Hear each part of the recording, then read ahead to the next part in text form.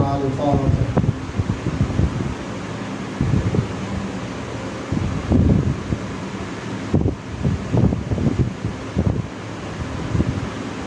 لا حول ولا قوة إلا بالله العلي العظيم. أعوذ بالله من الشيطان اللعين الرجيم. بسم الله الرحمن الرحيم. الحمد لله الذي هدانا لهذا وما كنا لنهتدي لولا أن هدانا الله.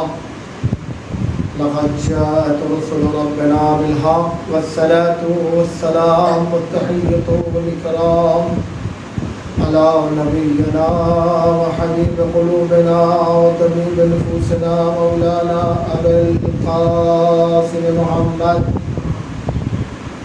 وعلى أهل بيته الأطيبين الأطهرين الأنجبين الأكرمين المعصومين واللعنة الدائمة على أعدائهم أجمعين. أما بعد فقد قال الحكيم في كتابه العظيم. بسم الله الرحمن الرحيم.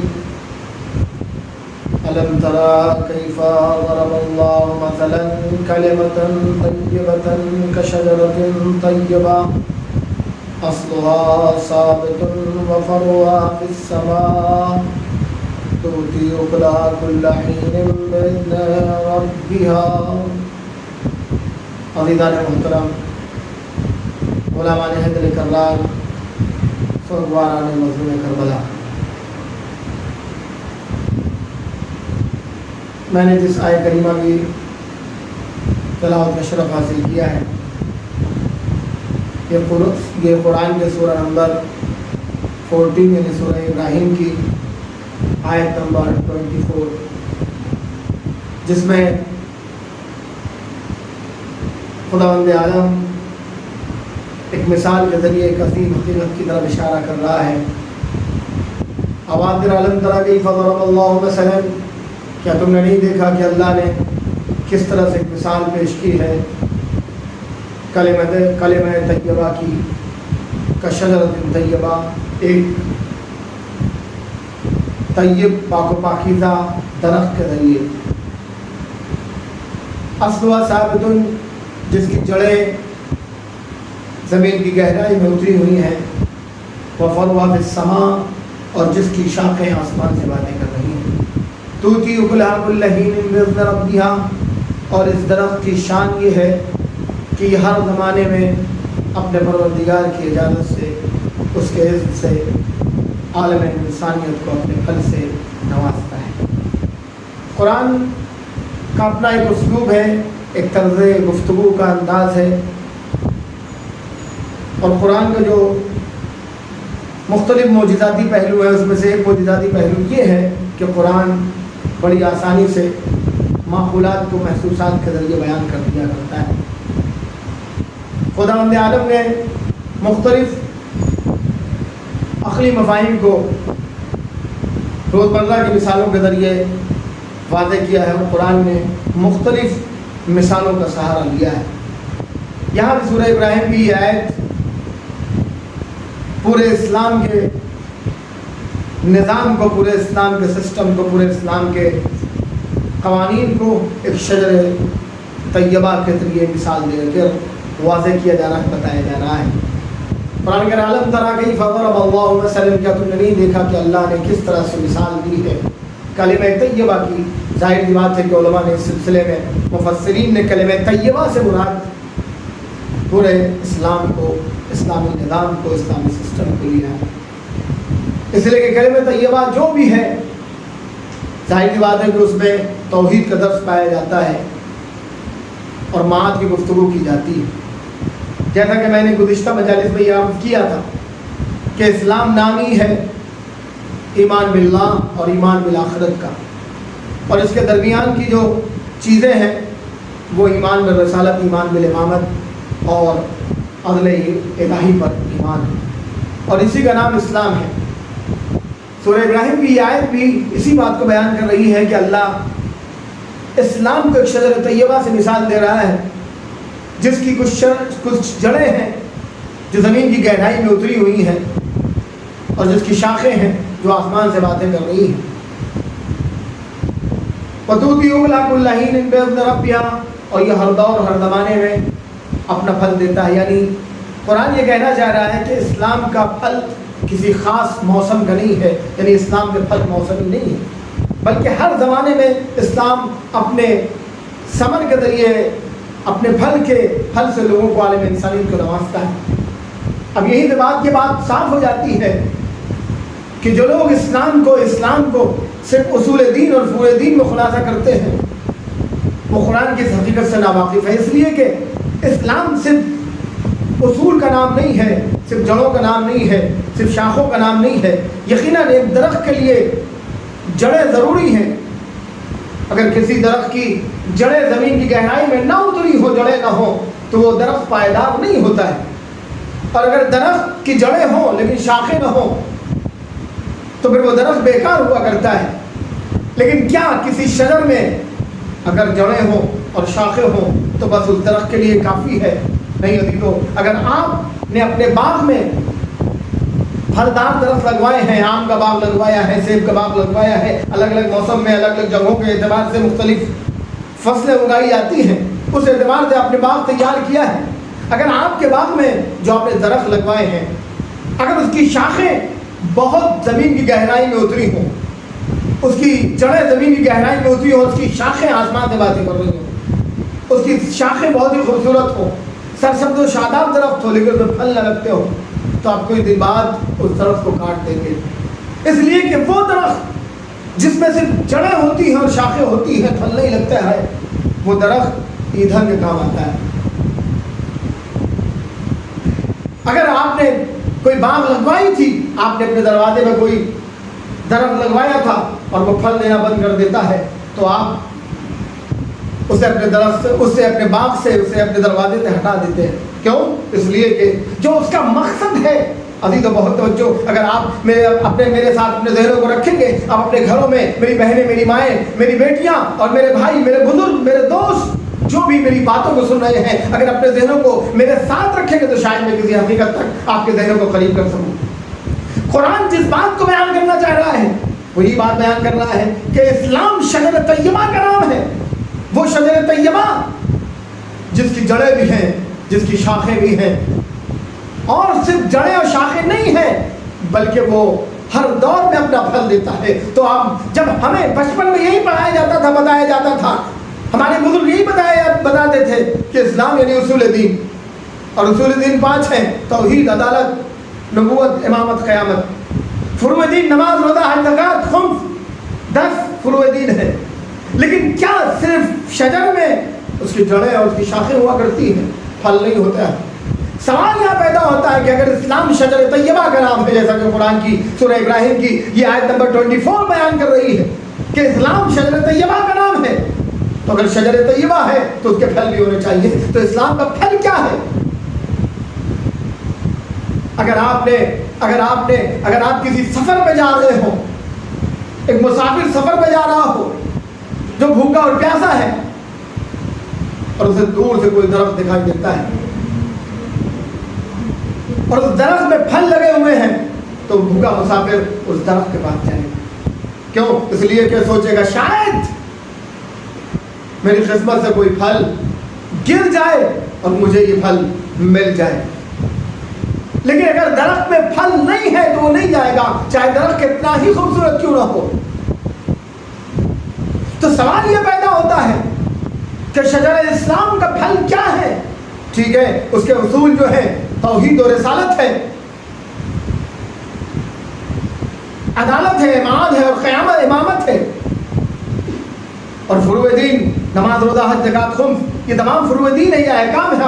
اس شجر اسلام کے بھی کچھ اصول ہیں, کچھ فروع ہیں. اصول دین یعنی توحید و رسالت و نبوت و امامت و قیامت, اور فروع دین یعنی نماز, روزہ, حج, زکوٰۃ, خمس, راہ الہی میں کوشش کرنا, امر معروف نہی منکر, اچھے لوگوں سے محبت, برے لوگوں سے نفرت.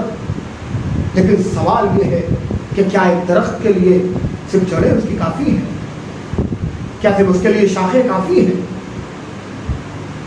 अगर हम चाहते हैं आज कि आलम इंसानियत शजर इस्लाम की तरफ मुतवज्जह हो, जिस तरह से मैंने अर्ज किया था कि एक मुसाफिर अगर किसी सफर में गुजर रहा है और वो भूखा है तो उस तरफ की तरफ जाता है जहां उसके लिए इम्कान होता है कि कोई फल मिल जाए। अगर आज आलम इंसानियत को हम मुसलमान ये दर्द देना चाहता है, अगर मुसलमान ये चाहते हैं, हम ये चाहते हैं कि लोग शजर इस्लाम की तरफ आए, तो उन्हें तौहीद व अदालत और इमामत के जरिए नहीं बुलाया जा सकता। जैसे जड़ों के जरिए कोई दरख्त किसी मुसाफिर को अपनी तरफ नहीं खींचता है, शाखों के जरिए उसे नहीं खींचा जा सकता नमाज रोज़ा हज व ज़कात के जरिए, बल्कि उसके लिए जरूरी है कि हम शजर इस्लाम के फल को उनके सामने पेश करें। हमें ये तो बताया जाता है कि उसूल दीन क्या है, फुरूए दीन क्या है। हमें याद करा दिया जाता है, बचपन में हमारे बुजुर्ग याद करा देते हैं। यकीनन जरूरी है कि एक दरख्त के लिए उसूल होने चाहिए। अगर एक इंसान, हर एक मर्द मोमिन, हर एक मुसलमान अगर अपने खुदा को नहीं जानता है, खुदा की मारिफत नहीं रखता है, अपने इमाम को नहीं पहचानता है, रसूल को नहीं जानता है, अदालत इलाही का कायल नहीं है, माँ का तसव्वुर नहीं पाया जाता है, तो उसकी जिंदगी नाकाम रहेगी।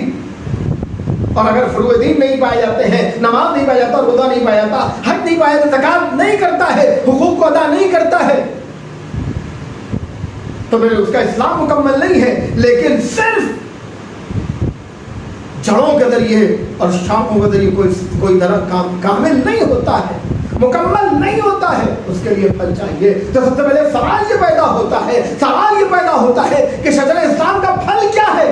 अजीजो शजर इस्लाम का फल इस्लाम के अखलाकियात है, जिसके लिए पैगंबर ने फरमाया वो इस तो लिउतम्मिम मकारिमिल अखलाक, मुझे भेजा गया है ताकि हम अखलाक को उसकी बुलंदियों तक पहुंचा सके। अगर जरूरत है कि हम खुदा की मारिफत के साथ, नबी की मारिफत के साथ, इमाम की मारिफत के साथ, अकीदा इमानत के साथ, नमाज रोज़ा हज व ज़कात के साथ, जरूरी है कि इस्लाम के अखलाकियात को लोगों के सामने पेश करें। अगर कोई पड़ोसी हमारा भूखा है तो सबसे पहले हम दौड़ के जाए। अगर किसी पड़ोसी के घर में आग लग गई है तो सबसे पहले मैं दौड़ के जाऊं एक मुसलमान होने की हैसियत से। अगर हम मस्जिद से नमाज पढ़ के निकल रहे हैं तो हमारी जिम्मेदारी है कि सबसे पहले हम जाएं पड़ोसी की मदद करने, चाहे वो पड़ोसी कोई भी हो, मुसलमान हो या ना हो।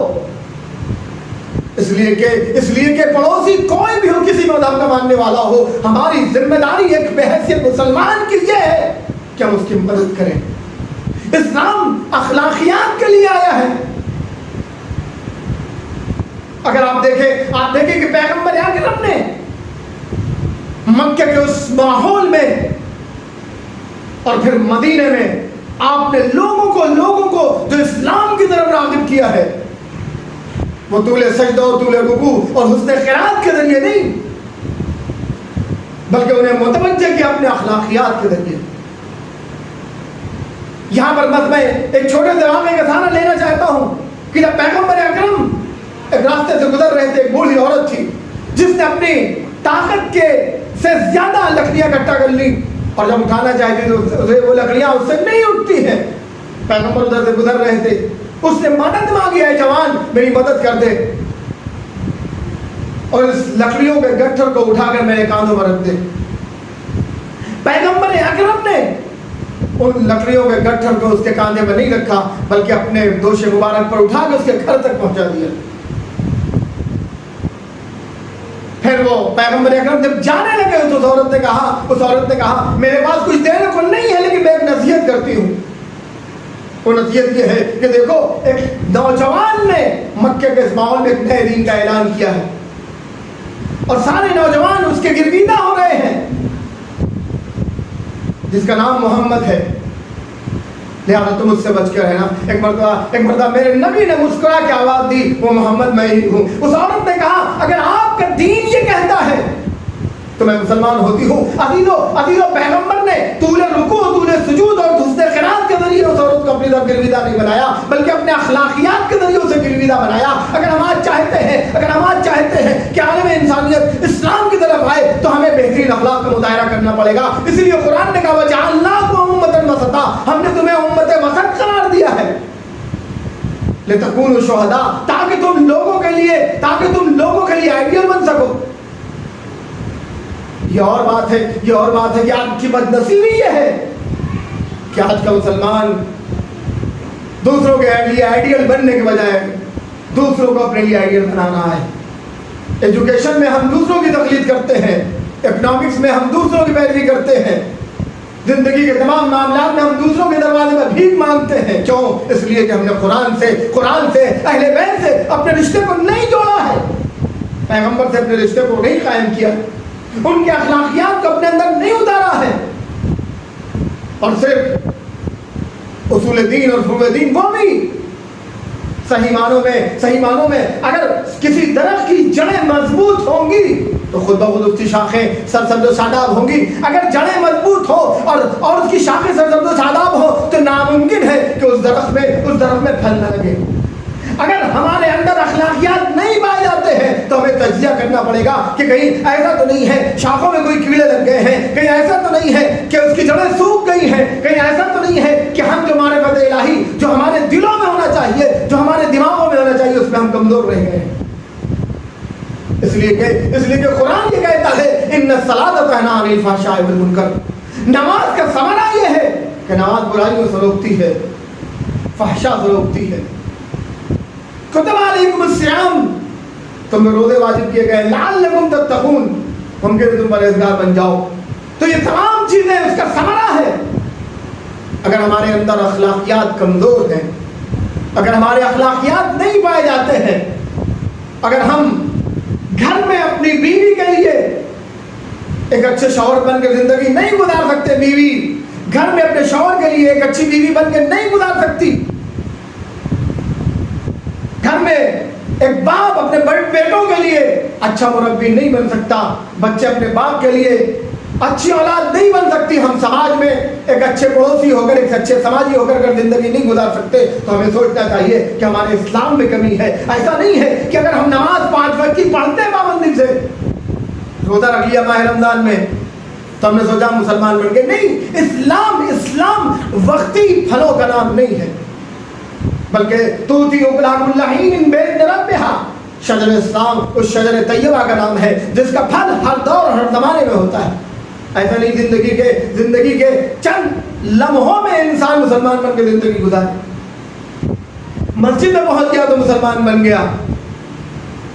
جیسا کہ نبات ادب ڈاکٹر پیام آدمی نے یہاں فرمایا کہ اپنا اسلام تو ملا کے قبا ہے یارو, گھر میں رکھ دیتے ہیں, مسجد میں پہن لیتے ہیں. ایسا نہیں ہے کہ اسلام صرف مسجد کا محدود ہو.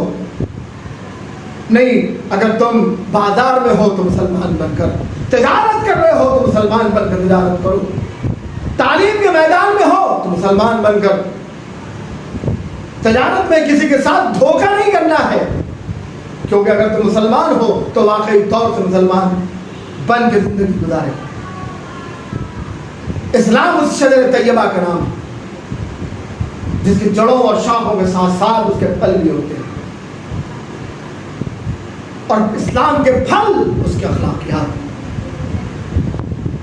لہذا اگر ہمارے اندر اخلاقیات نہیں پائے جاتے ہیں تو ہمیں دیکھنا چاہیے کہ کہیں معرفت الہی میں کمی تو رہ گئی ہے, کہیں ہم اپنے وقت کے امام کو تو نہیں پہچانتے ہیں, رسول کی معرفت جیسی ہونی چاہیے نہیں ہے, نماز جیسے پڑھنا چاہیے ہم نہیں پڑھتے ہیں, روزے کا جو حق ہے ہم نہیں ادا کر رہے ہیں, ہمارے اوپر جو واجبات ہیں خمس و زکوٰۃ ہم نہیں ادا کر رہے ہیں, یا جس طرح ادا کرنا چاہیے ہم نہیں ادا کر رہے ہیں. پر ناممکن ہے کہ ایک درخت اس کی جڑیں خوبصورت, اس کی جڑیں مضبوط ہو, اس کی جڑیں زمین کی گہرائیوں میں ہوں, اس کی شاخیں سڈول و خوبصورت ہو, سرسبز و شاداب ہو, اور پھل نہ لگے. اگر پھل نہیں لگتے ہیں تو ہمیں اپنے اصول دین کا تجزیہ کرنا پڑے گا, معرفت الہی کو دلیلوں کے ذریعے سمجھنا پڑے گا, اپنے دل و دماغ کو معرفت الہی محبت الہی سے سرشار کرنا پڑے گا. لہذا ضرورت ہے کہ ہم شجر اسلام کو اپنے اندر پوری طرح اتاریں. ہم رسموں کے ذریعے دوسروں کا مقابلہ نہیں کر سکتے, اس لیے کہ اگر ہمارے یہاں رسمیں ہیں تو دوسروں کے اس سے زیادہ رسمیں پائی جاتی ہیں. ہم بہترین مسجد بنا کر دوسروں کا مقابلہ نہیں کر سکتے, اس لیے کہ دوسرے ہم سے خوبصورت گرجا گھر, کلیسا اور گرودوارے اور مندر بنائیں گے. ہم مراسم کے ذریعے کسی کا مقابلہ نہیں کر سکتے. اس لیے کہ اگر ہمارے پاس مراسم ہے تو ان کے بعد بھی مراسم، ہمارے پاس رسمیں ہیں تو ان کے بعد بھی رسمیں ہیں۔ اگر ہمیں مقابلہ کرنا ہے، مقابلہ یعنی اس معنی میں کہ انہیں اپنی طرف بلانا ہے، ان کے لیے آئیڈیل بننا ہے، ان کے لیے اسوہ بننا ہے، ان کے لیے امام بننا ہے، ان کے لیے مقتدا بننا ہے، وہ ہماری تقلید کریں، تو اس کے لیے ضروری ہے کہ ہم اسلام کی اخلاقیات کو ان کے سامنے پیش کریں۔ تجارت کے میدان میں ہم صدق دل سے محنت کے ساتھ کسی فریب کے بغیر تجارت کریں۔ اگر ہمارے روابط ہیں تو اس میں صداقت پائی جائے، وعدے خلافی نہ پائی جائے، حقوق کی بات آئے تو ہم سب سے زیادہ حقوق ادا کرنے والے ہوں۔ سماج میں اگر صفائی کی بات آئے، چھوٹی چھوٹی باتوں پہ لے لیں تو اسلام کہتا ہے النظافۃ من الایمان، لیکن مسلمان سب سے زیادہ گندا کیوں رہ رہا ہے؟ اس لیے کہ اسلام کی تعلیمات سے وہ دور ہے۔ ہم اپنے گھروں کے کوڑے سڑکوں میں کیوں پھینک دیا کرتے ہیں؟ اس لیے کہ اسلام کی تعلیمات سے واقف نہیں ہے۔ ورنہ مولائے کائنات امیر المومنین نے فرمایا ہے کہ راستے پر مسجد کا حکم جاری ہوگا۔ جس طرح سے ہم مسجد کو گندا نہیں کر سکتے، ہم راستے کو گندا نہیں کر سکتے۔ یہ ظلم ہے اور ظلم پر سزا ضروری۔ اسلام کہتا ہے کہ منظم رہو۔ امام علی نے اپنی آخری وصیت میں یہی کہا تھا، اوصیکم بتقوی اللہ ونظم امرکم۔ مسلمان بدنظم کیوں ہے؟ اس کا سسٹم کیوں نہیں پایا جاتا ہے؟ لہذا اگر واقعی مسلمان ہیں تو صرف رسموں کے ذریعے ہم کسی کا مقابلہ نہیں کر سکتے۔ اس میں افتخار نہیں کرنا چاہیے کہ ہم محرم کی مجالس کو سڑکوں پر یا جلوس کو ہم سڑکوں پہ لے کر سڑکیں جام کر دیں۔ نہیں، ہم وہ نہیں ہیں جو راستہ جام کر دیں، راستہ روک دیں۔ ہم وہ لوگ ہیں جو راستہ دیا کرتے ہیں، ہم وہ لوگ ہیں جو اپنے گھروں کو لوگوں کے لیے قربان کر دیا کرتے ہیں۔ امام حسین نے اپنی پوری دولت گھر بار اسلام کے لیے قربان کر دیا۔ کیوں اسلام کے لیے قربان کر دیا؟ کیا مطلب اسلام کے لیے قربان کر دیا؟ یعنی انسانوں کی بھلائی کے لیے قربان کر دیا۔ اگر حسین کی قربانیاں نہ ہوتی تو میں نے بار بار عرض کیا تو آج افطار انسانی نہ ہوتے، آج انسانی ویلوز نہ ہوتے، آج ہیومن ویلوز جو پائے جاتے ہیں یہ کربلا والوں کا صدقہ ہے۔ اگر آج صداقت زندہ ہے، اگر آج انسانیت باقی ہے، اگر آج جذبات محبت باقی ہیں، اگر شوق تعلیم باقی ہے تو یہ کربلا والوں کا صدقہ ہے۔ اگر کربلا والے نہ ہوتے تو نہ صداقتیں ہوتی، نہ انسانیت ہوتی، نہ اخلاقی قدریں ہوتی، نہ بہن بھائی کی محبت پائی جاتی، نہ باپ بیٹے کے درمیان احترام پایا جاتا، نہ پڑوسیوں کے حقوق پائے جاتے۔ یہ کربلا والوں کا صدقہ ہے جو سماج امام حسین نے کربلا کے میدان میں سن 101 ہجری کے 10 محرم کے چند گھنٹوں کے لیے قائم کر دیا تھا۔ وہ سماج عالم انسانیت کے لیے آئیڈیل اور نمونہ عمل ہے۔ ضرورت ہے کہ ہم اس سماج کو سمجھیں اور پیغمبران عاشورہ کی حیثیت سے لوگوں کے سامنے اسے پیش کریں۔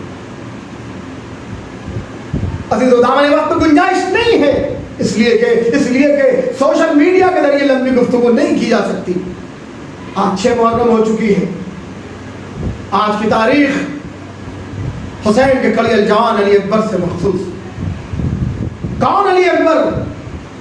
حسین کا وہ عزیز بیٹا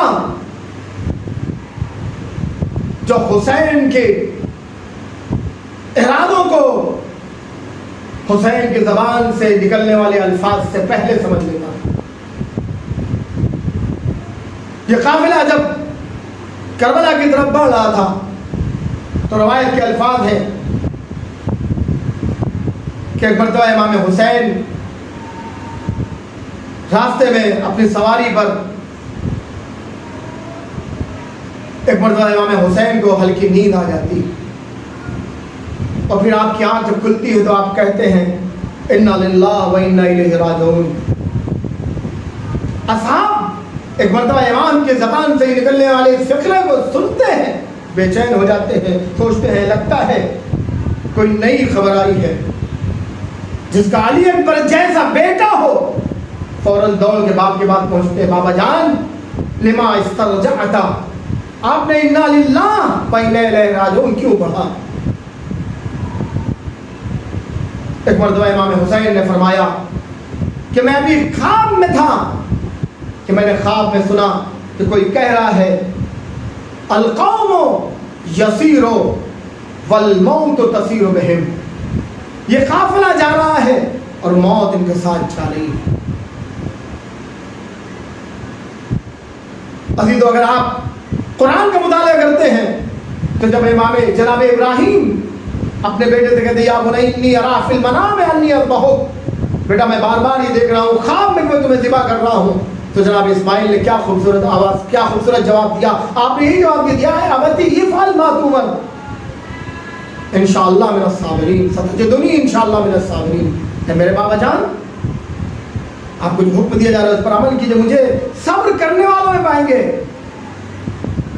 ایک مرتبہ حسین کے اس جوان نے بھی حسین سے کہا یا ابا اولسنا علی الحق، کیا ہم حق پہ نہیں ہے؟ امام حسین نے کہا بیٹا اگر ہم حق پہ نہ ہوں گے تو کون ہوگا؟ علی اکبر نے کیا خوبصورت جواب دیا، وہی جواب دیا جو کل اسماعیل نے اپنے بابا ابراہیم سے کہا تھا.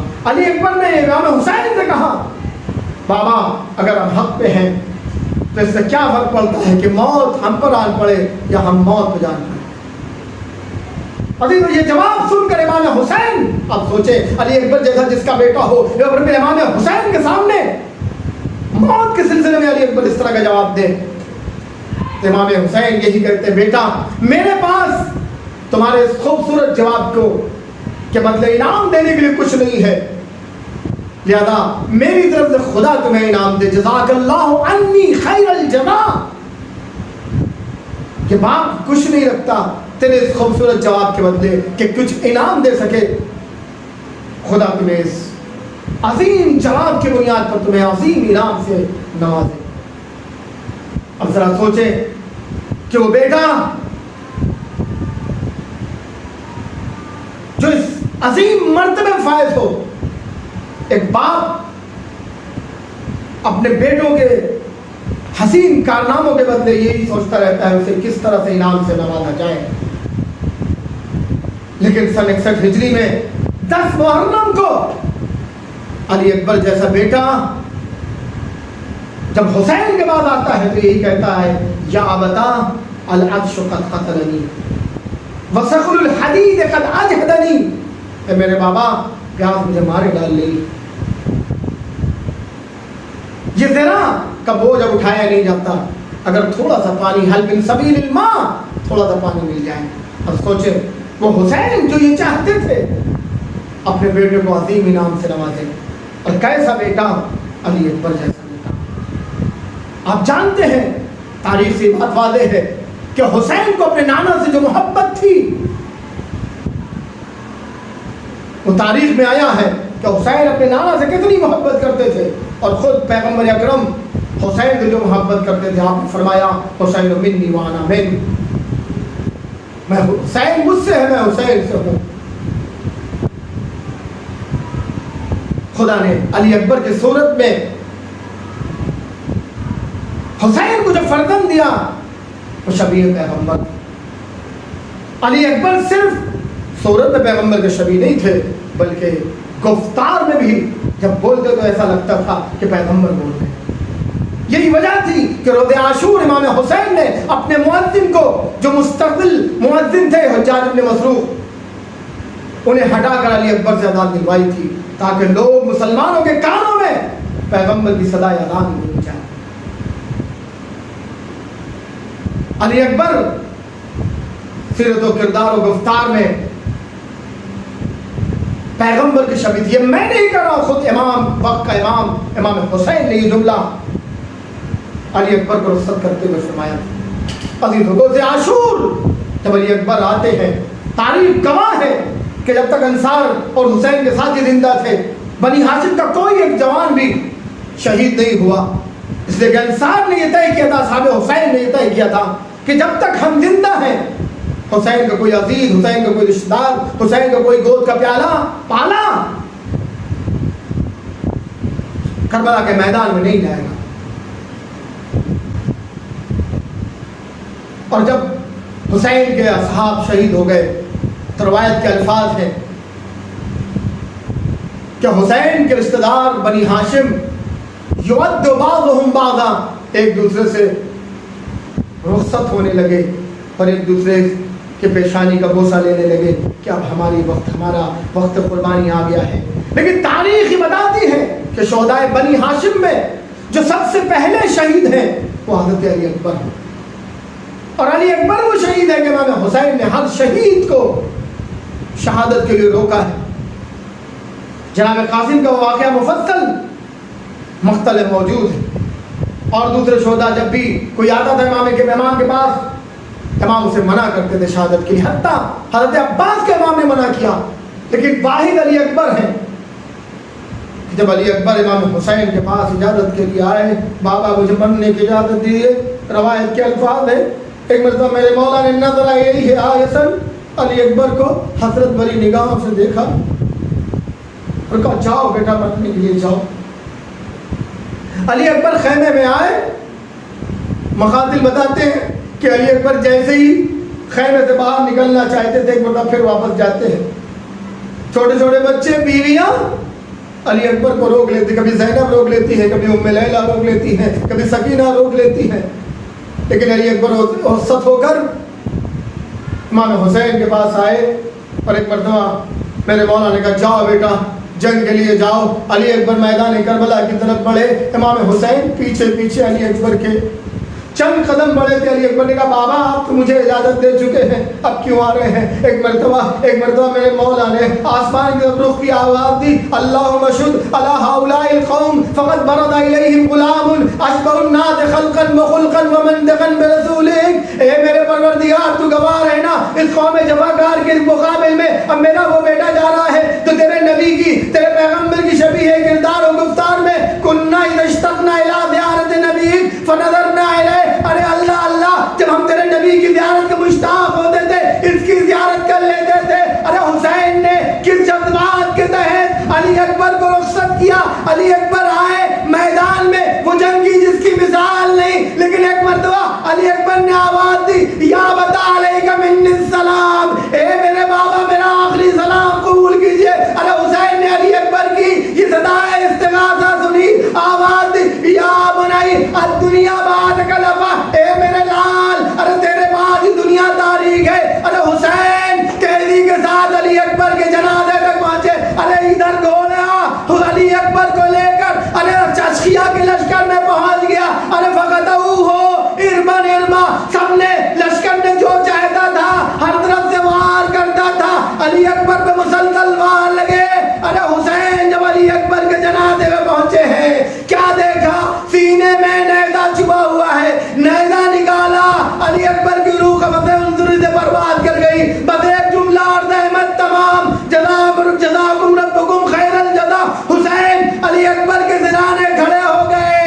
ایک مرتبہ عظیم مرضیہ بڑھا، آواز دیا بنی قد استراحت من ہم الدنیا وغمها وبقي ابوک وحیدا فریدا، اے میرے لال تو نے اس دنیا سے، اس دنیا کی مصیبتوں سے نجات پا لی، لیکن ہائے تیرے بعد تیرا یہ باپ یک و تنہا دشمن نرق یادہ میں گھرا ہوا ہے۔